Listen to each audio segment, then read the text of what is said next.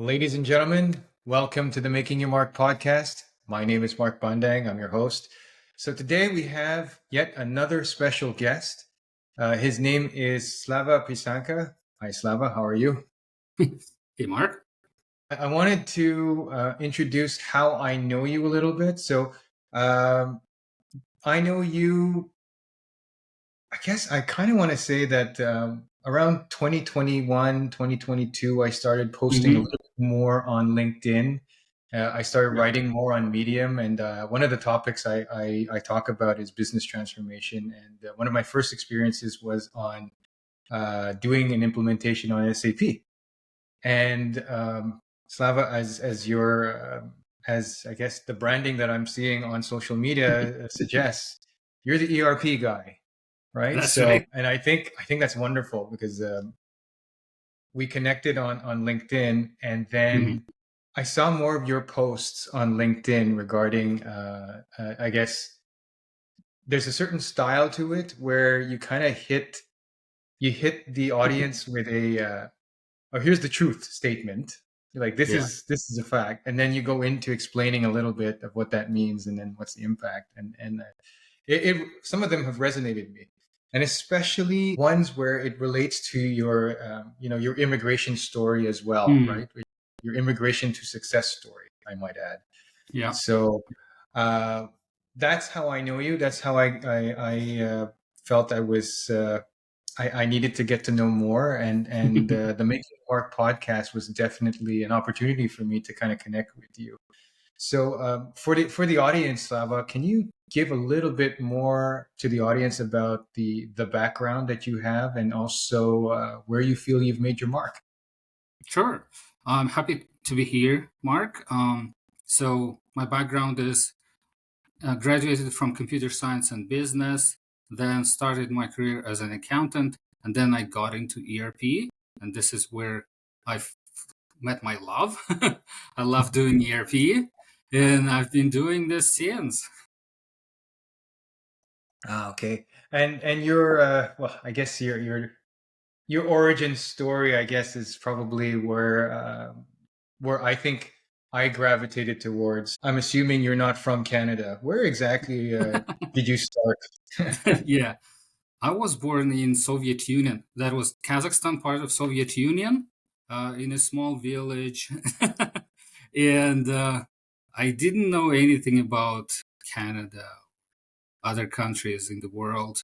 But at 12 years old, I realized that I want to get out. I want to Mm, immigrate to somewhere, a better place. At 15 years, I realized that, oh, I actually want to go to computer science and business so that then I can become a good specialist and work in a better place.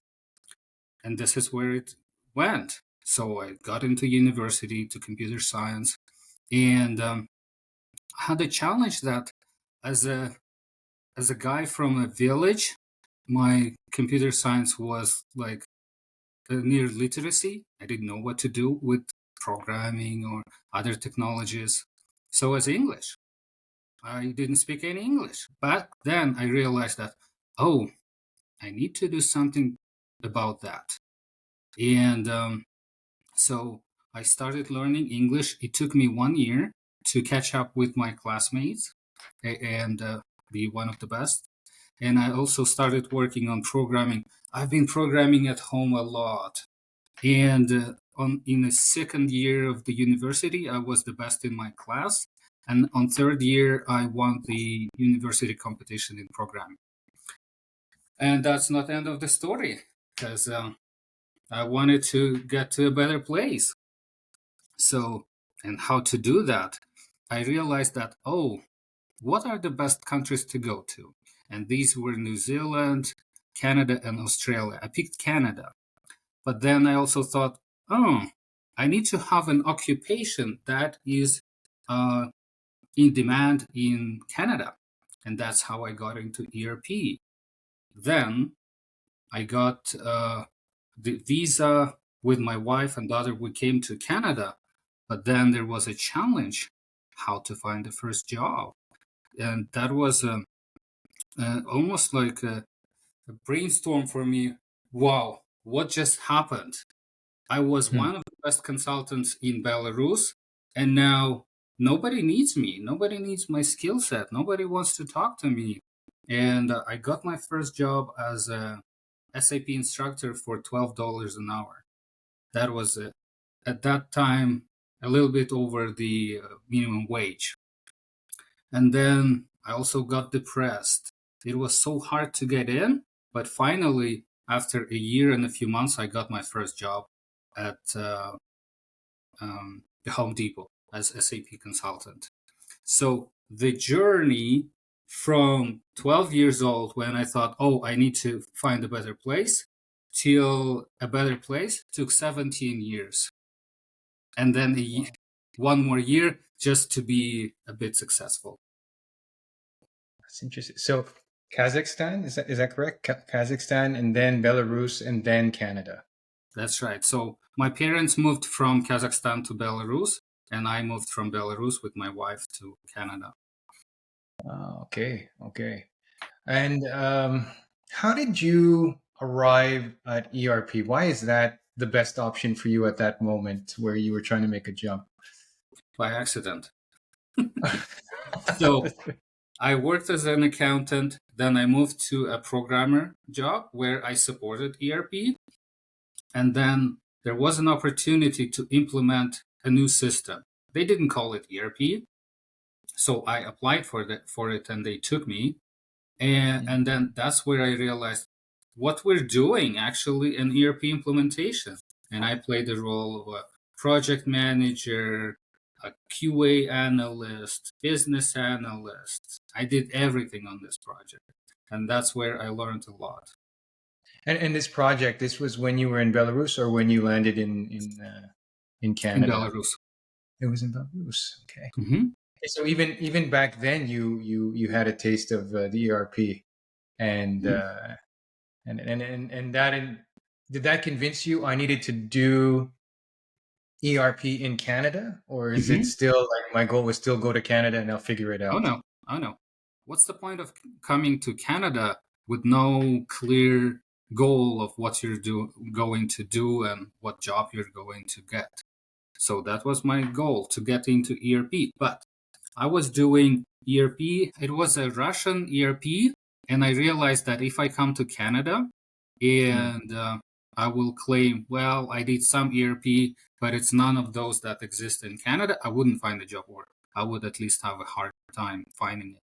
So I specifically targeted companies with SAP, and I got this role in Belarus. So I got a tiny bit, a year and a half of experience in SAP, and then I was able to convert that in Canada. So I do want to dive a little bit deeper into that because I guess as the expression goes, the devil is in the details. And Hmm. how in your mindset, like what got you to thinking, you know what, I need to target this, this companies who use SAP.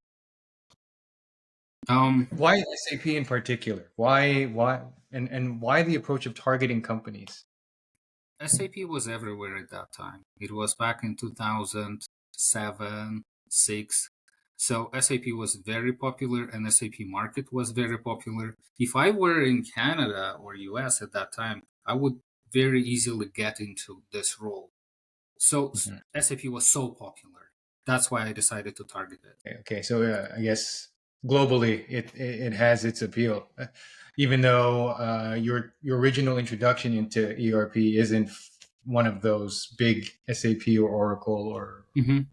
things. Okay, you know what? I'm very interested in your immigration story. So I guess I don't know if you want to start from Kazakhstan to Belarus or from Belarus too, but what that drive you had when you were 12 years old, that started when you were 12 years old.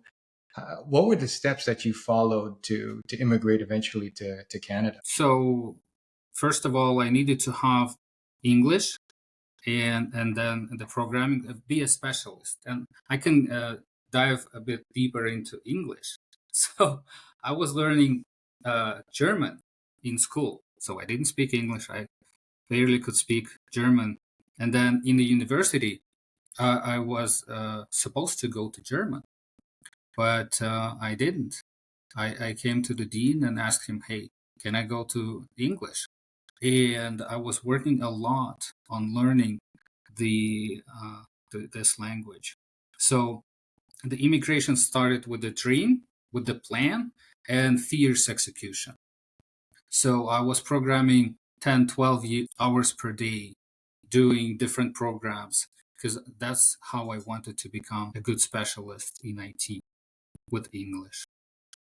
Okay. Then parents moved to Belarus, and I realized that, oh, now I'm married, I have a child, so we want to immigrate. How to do that? I was looking for countries that accept immigrants and they're well developed. So there was a lot of analysis. Then, okay, how to do that?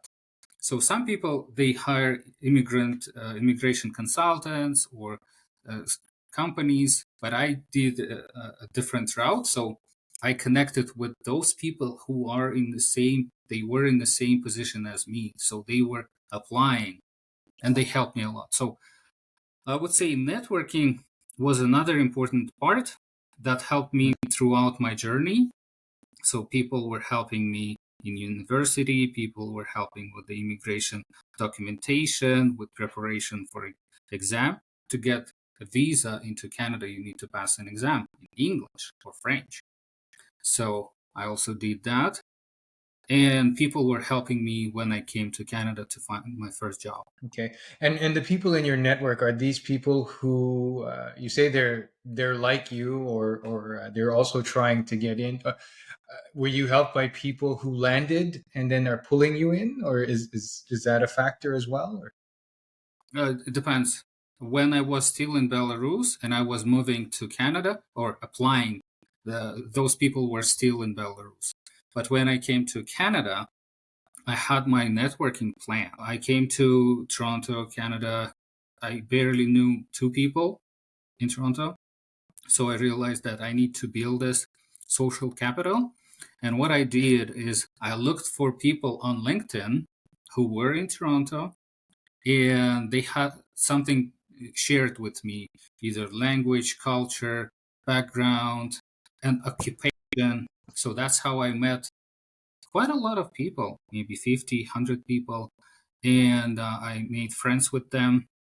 That's how we became friends, families. That's how I found my first mentor. That's how I found my daughter's godfather. So networking was also important. And how old were you at the time when you landed in Toronto? 29. 29. Oh, wow.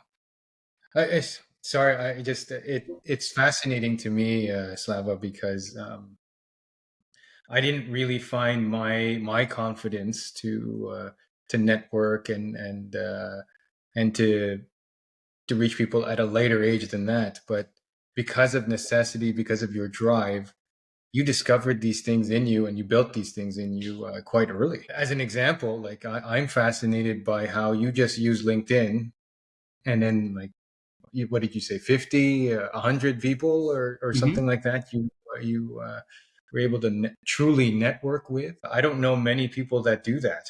That's amazing. Like, oh, I guess it's necessity, but you're going into another country with another culture. How do you overcome those kind of gaps? The biggest gap for me was employment because at the time before leaving Belarus, I was one of the best ERP consultants in Belarus, in the country. And companies were asking me, hey, come and join us. Oh, we're going to give you much more money. Just don't go to Canada, stay here. And that boosted my confidence. But when I came to Canada, I had no issues with English. I had no issues understanding the cultural difference, but employment, I couldn't get it because Mm. in my country, there is much more work than people. Here in Canada, there's many consultants available on the market and very few jobs available for them. So it's a fierce competition. How long between when you landed in Toronto and then you got your first job? in ERP, I guess. Oh no, actually, was it Home Depot or Yeah, Home you? Depot. Yeah. Okay, so it wasn't your industry yet that you wanted to land in, but it was your first job. How long did that take? So the first job I would say is ERP survival job. I got it in a few months, but the normal job that can sustain my family at the Home Depot, it took a year and 2 months. And in that time, what was life like during that time until you got that stable role? Oh, it was tough. So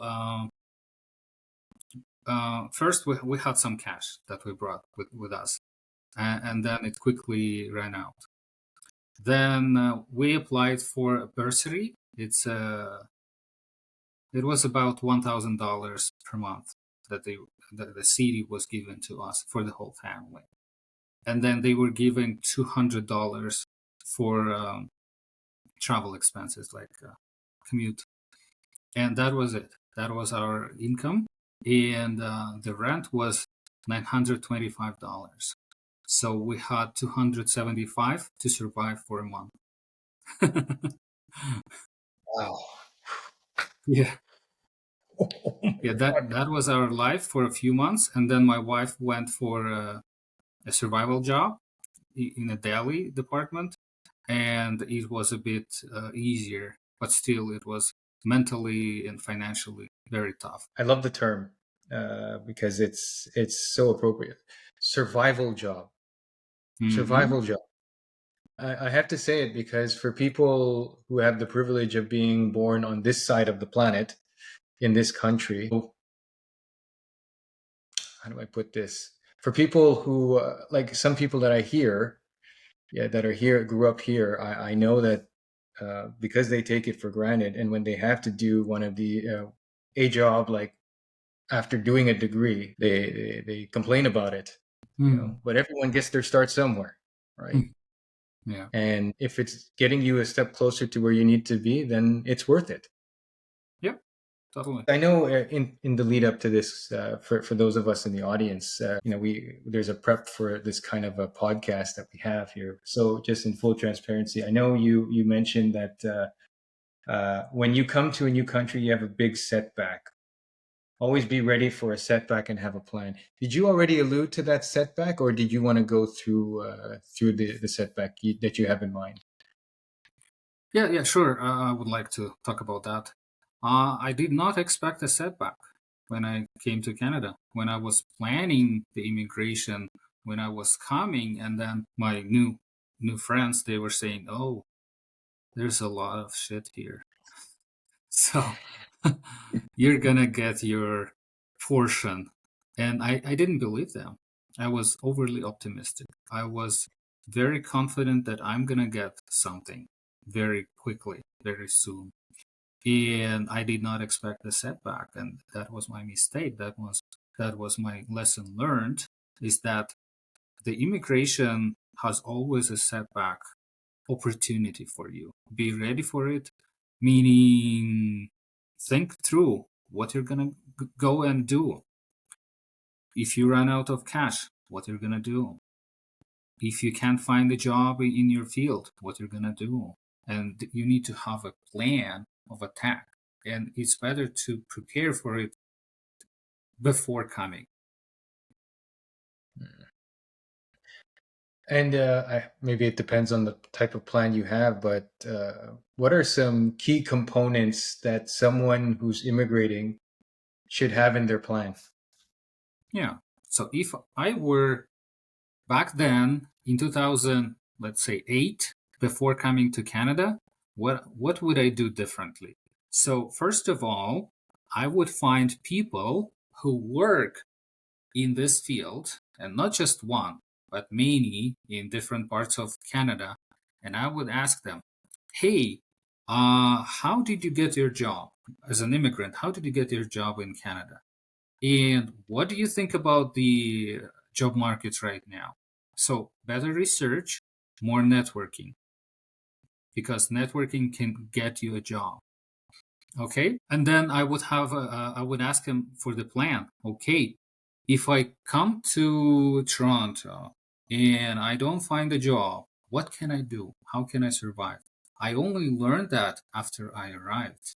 I did not know about that before coming. So I would learn those things so that I would have the basic plan of what to do and a backup plan.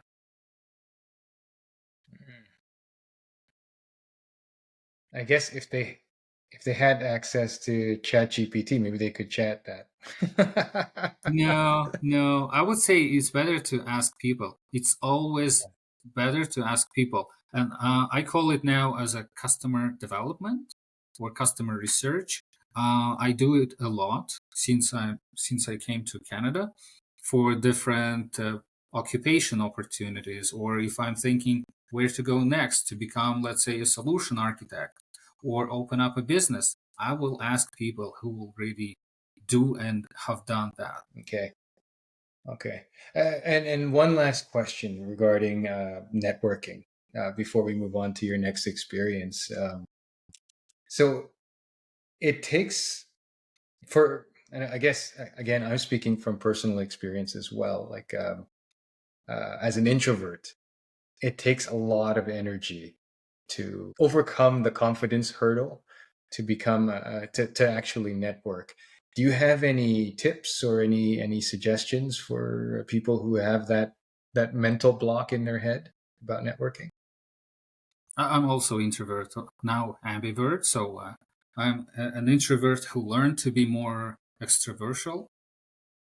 And so what I do is I have a plan, I have a goal. So I don't network with, let's say, going to networking events for the sake of networking. I hate that. It's draining. I don't like that. But I Hmm. do networking very precisely. So I look for people who we have something in common that we can share and we can help each other. And the best place for that is LinkedIn. So I find those people, then I craft a message to them, and then I invite them out for the Zoom call or for offline conversation. So in this case, a lot of networking happens without close interaction, without personal interaction. It's more on the introvert side. Okay, and that's gotten you where you need to go. That's Yeah. good. That's good. So maybe the mental block for a lot of people is you need to go to a cocktail. You need to like have a drink in your hand, and you need to be in a circle talking with people, and you have to work the room. That's at least in my mind, that's what I think networking is, and I'm deathly afraid of that. I don't like those Me situations. neither. And I don't do them. Rarely, maybe a couple of times per year. And I also organized my own networking events. They were very close. So it's for maybe 4 people, 6 people, where I have an opportunity to talk to each of them. Yeah, in this case, it's not so draining. Oh, okay. So it's a smaller group of people that Hmm. if you're going to do a group interaction. Okay, got it. Preferably one on one. That's my best networking communication. Okay, so one at a time. Very targeted, I'm sure. Hmm. Okay, good. Well, thank you very much for that one, Slava. I want to move on to the next experience that you wanted to share, and I think it's the contractor life. Could you give some of your experience, some of your thoughts on that? Yeah, first of all, I would like to tell a story how I got there. Yeah. I was working at the Home Depot, permanent employee, good income. But then I realized that there are certain limitations. I can't grow as I wanted to a team lead, a manager. It was too slow. Then I also wanted to buy a house. Yeah, for us in Toronto. It was just not possible, too expensive. And then I started doing a research. Okay, where should we move? One option was Ottawa, and the second option was Calgary. And finally, I decided that Calgary is better because they don't have the tax. GST, PST. They don't have PST, provincial tax. Then the housing, the prices for houses were like twice lower than in Toronto. So income higher, cost of living lower. Why not? So I called all my network. That by that time I already had a few guys working in SAP, and told them that I'm looking for an opportunity in Calgary. And I was ready to get a permanent job because I didn't know that contracting exists. And so one of my friends was working for Husky, and she said, "Oh, there is an opportunity, and I can make an internal referral for you." I said, "Sure, let's go for it." So they wanted me to come for interview in person. They wanted me to relocate, and I was ready for all that. So I took a risk, took my wife. So we wanted to see what is Calgary about, and I successfully passed the interview and got an offer. So we had only 2 weeks to make a decision and pack everything and relocate. And my thought processing was that being a contractor makes your income twice more. And the contract was for 6 months. And I thought, okay, so in 6 months, I'm going to make a year's worth of salary. And then even if I don't get extended, then in half a year, I will find something. So I took it, we relocated, and it was scary. Like the first 2 weeks, they were doing the access. It was very long. So I was coming to work, doing nothing. I started worrying, okay, is it going to work out at all? Because we just relocated, we put all bets on that, and now it's not working. Actually, it was working. It just takes so long to get access. And then it was overall, the anxiety was very high when the end of contract is approaching. So, and I got my first extension, then another extension, and I kept networking. And through network, I got another contract. And this time it was not SAP, but instead it was a different ERP system, Microsoft Dynamics. And they gave me a decent rate, and I moved. And it was a year contract. I was okay. But then 2015 came. That was a downturn in Calgary in oil and gas. That was very scary. Like I was coming to the work, and I didn't know if I'm gonna make till end of this week. So contracting came with a lot of anxiety, at least the first few years, and then in 2016 I was let go. So I got what I was scared of, and then I found another contract again through my network that I was accumulating over the years now in Calgary. And I got into JD Edwards implementation as a business analyst. Then next was Oracle implementation at Shaw. I stayed there a few years. Then another Oracle contract. Then another Oracle, and then another SAP contract. And now I'm implementing Odoo as a contractor. So what I went through in this contracting career is that lots of anxiety at the beginning. Then I learned how to overcome that. And first of all, the financial cushion. So when you're a contractor, what many people do, and I did at the beginning, spend everything.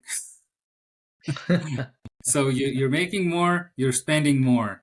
And that's what I did at the beginning.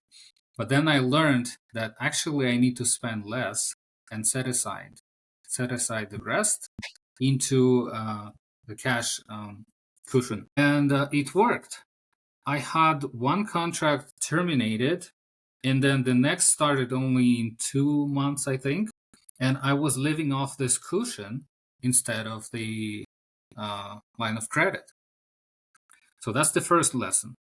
The second lesson is diversify. So when a person, and I was like that, with only SAP experience, with only materials management module, that means the market is very narrow. You can apply only on those positions. And that's what's limiting any opportunities. And let's say the contract is over. Okay, how are you going to find your next? Instead, when I expanded the skill set into Microsoft Dynamics, JD Edwards, Oracle, SAP, and now Odoo, so 5 ERP systems, then I got a lot of inbound offers, inquiries. So I'm doing SAP. People send me a message, hey, here's the Oracle opportunity. Are you interested? Or Microsoft opportunity. So I got a lot. So second, most important thing for me at least was diversify. Third is hunting. Be always on the hunt. So for me, that means networking with people, meeting new people, even posting on LinkedIn so that recruiters know about me. Then I'm getting some messages, and then they ask, hey, are you available? What do you have? So I'm always open. That was the third one. So these were the lessons learned from 12 years of contracting of how to survive. I like the first one. Like I mean, I like them all, but the one that the one where you spend less, put away some. It's intuitively smart to do that, but at the same time, when you have the money coming in, it's a different story. I can totally understand the temptation of having to spend a little bit more than you should.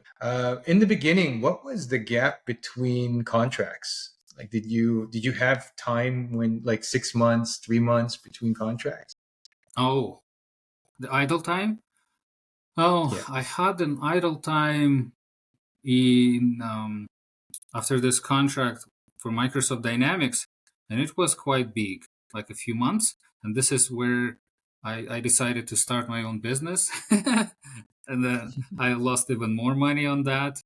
So that idle time was probably 4 months. And then I had some other times less than that. Okay. Okay. And now that after 12 years, you kind of know a lot more of what you're doing. Do you have any unplanned idle time, like, or is it all planned now if you do have the idle time? I still have idle time. Like my last contract ended in July, and the next one started 3 weeks after. Okay. Okay. 3 weeks after. But I mean, did you secure it before you ended the previous contract, or No, no, no. no? The interviews and negotiations started in the end of July, but I didn't have anything. How do you see? This is where, like, this is where a lot of people will get scared off with contracting. What's your mindset like when you don't have anything lined up and just yet, and your current contract is about to end? It's not like there is nothing lined up. There are some discussions. So there are some leads. So if we talk about that from with business terminology, then getting a contract is closing the deal. And before that, you need to get the leads. Then you need to talk to them. You need to do the discovery call. Then you need to convert them into further negotiations, into interviews, etc. So it's the whole sales cycle. So in July, I did not have a closed deal, but I had the leads in the pipeline that I was working on. So when you know that your contract is approaching, and you know that you don't have another contract yet. When you work on getting a contract, working on the leads, inbound leads or outbound leads, then you feel like you're doing something and there's less anxiety. Outbound leads, it's not what came to you, but you outreach. Hmm. So you can reach out to recruiters. You can reach out to your network. I call it a warm outreach.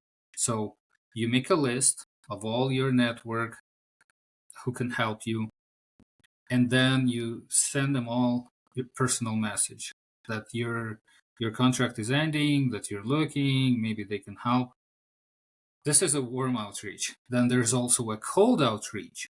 So you're looking for a contract, and then you see that on Indeed or LinkedIn, there are no contracts available for your keywords. What you can do is find permanent positions, then find what company that is, not recruiting firm, you need clients, then find people who work there and they're your peers, like they're relevant to you, not the hiring manager, peers. Then you start outreach to them. You send them a message that, hey, I'm connecting with you because of so and so. And this is how you get the sale. This is how you're finding contracts. Yeah, I'm sure this is going to be a section of the podcast where people are going to replay. It's yeah, the secret sauce. I like it. I like it. Thank you. Thank you for sharing that, Slava. It's a good piece of advice and way of working. Appreciate that. Welcome. I want to get into one last experience that you wanted to share. I think it has something to do with starting your own business. Can you Yeah, get into that one? that was a lot of fun. Yeah. So back in 2016, I had an entrepreneurial itch. So it's when a person wants to start their business. And I was let go from my contract. So I thought, okay, that's a great opportunity to start my own business. And I started thinking, what can I do? Consulting? No, I don't know anything about consulting. And I pointed to my passion that was cooking. And I thought, oh, in Canada, I have not seen many places where they make crepes. Let me do that. Let me share with them the love and the beauty of this meal. Sure, let's go for it. So I offered partnership to my son-in-law, and we went for this business. So we bought the equipment, the propane gas crate makers, the electrical crate makers. We also we needed a sink, like to go in a venue. You need to have a sink, and it has certain requirements by Alberta Health. And it was like $2,000-3,000 to buy. And at that time, my contract was over. We were deeping into the line of credit. I thought, no, I will make my own. So I designed a sink and I hired a handyman who made this sink, and it was cheaper and it worked perfectly well. We later on we sold it. It was so good. So we booked the venue. We came up with the recipes. We came up with the operations of how to do with the whole design. Whole family helped us, and then we we were going to different places, to different festivals, selling crepes. And right on the first one, I realized that it's not going to work.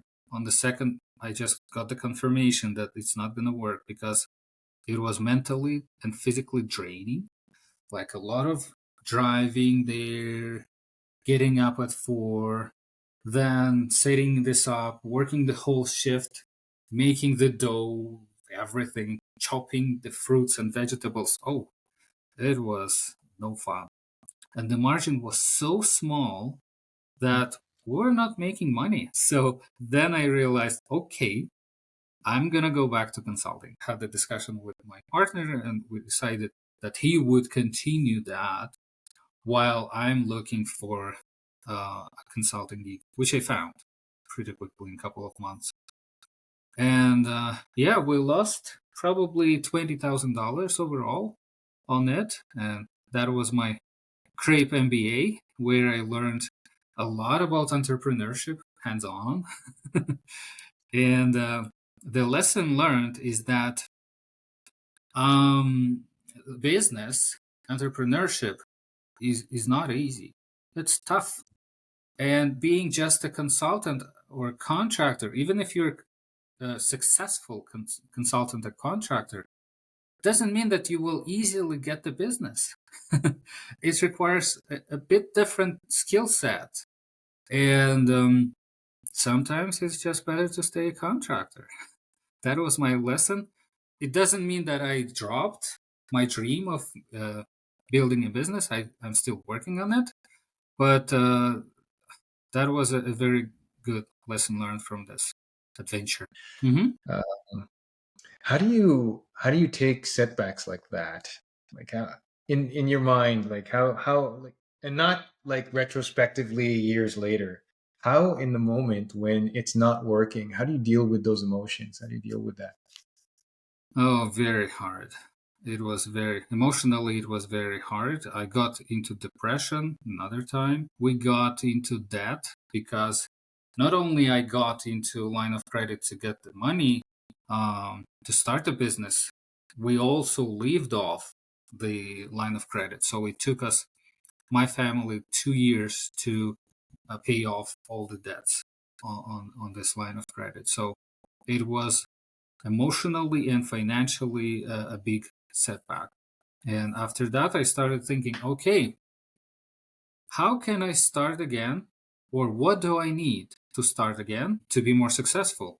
And I thought that I need to learn the skills necessary for an entrepreneur, which is sales, marketing, branding, and also networking. So I need to build a network of different entrepreneurs and make friends with them and learn from them. And this is what I did. So my LinkedIn activity is building a branding skill, marketing skill, and I also did sales. I did a lot of sales and building the sales skill. So, Slava, I think we've reached closer to the end of the podcast. And so far, I've been really enjoying and learning from you. So, my gratitude is to you. We have a tradition here on this podcast where the guest offers any overarching advice that they may have for that encompasses all the experiences that you shared with us today. Do you have any overarching advice you'd like to share with the audience? Sure. So, what kept me driving throughout decades was having a dream, which morphed into a goal, which then built a plan, and then the discipline and hustle to perform that. And I would like to share that everybody, if they have that, they would be happy. Thank you for that one, Slava. I appreciate that. Thank you, Mark. One last thing, if someone watches this episode and they are compelled by your story or compelled by the insight in any particular detail that you've provided today, how can they reach you? What's On the best LinkedIn. way? On LinkedIn. On LinkedIn. Through the message. By the way, do they if they type in ERP guy, will they get you on? I never tried, never checked. Okay, well, let me Probably. look and I'll tell you. It's good. Well, you know what? Thank you very much. What I'll do is I'll post the when I do the description on YouTube as well. I'll put that in there. And of course, you're going to be attached to every social media post that I use to advertise your episode. Slava, it's been an absolute pleasure. It's been for me, it's a bit of going to the learning tree. Someone of your experience, and frankly, someone of your courage, I would say, courage and sheer balls to do what you do, take the risks that you take, and then what I really appreciate about you, Slava, is your like you have a way of thinking where you're able to turn it into a process. I don't know if you understand what I'm saying, but like you can articulate it as step one, step two, step three, step four, Yeah. that's certainly a gift. You you must use this in your ERP Yeah. career. So good. Yeah. Well, thank you very much, Slava. I'm going to end the call now. Thanks. Hey, thank you very much. If you made it this far to the end of the podcast, I really want to thank you from the bottom of my heart. We're just starting out, so it would help if I could just ask one more thing of you. Please subscribe to this channel and share the podcast, share the episode on any platform you can. It would mean a lot to me and it would help us a lot. Thank you.